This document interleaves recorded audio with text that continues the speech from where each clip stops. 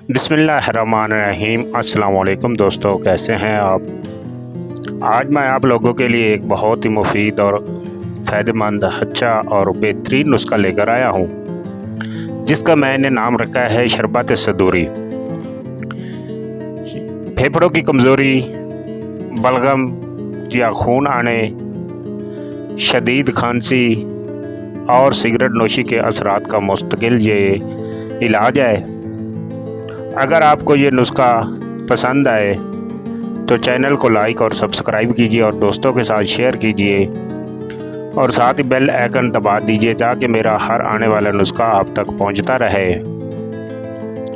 बहुत ही आसान है, आप घर पर इस्तेमाल कर सकते हैं, बढ़ा भी सकते हैं।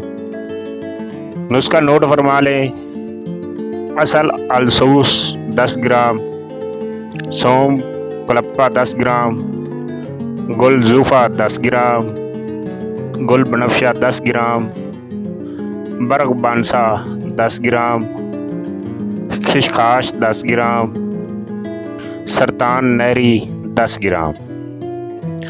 तमाम अज्जा को रात को मोटा मोटा कूट कर 2 लीटर पानी में भिगो दें। सुबह हल्की आंच पर पकाएं। जब पानी आधा रह जाए तो इसको उतार लें और ठंडा हो लें। जब ठंडा हो जाए तो इसको महफूज कर लें। इसका तरीका इस्तेमाल नोट फरमा लें, बहुत ही फ़ायदेमंद है। मिकदार खुराक और तरीका इस्तेमाल बहुत ही आसान है। 2 चम्मच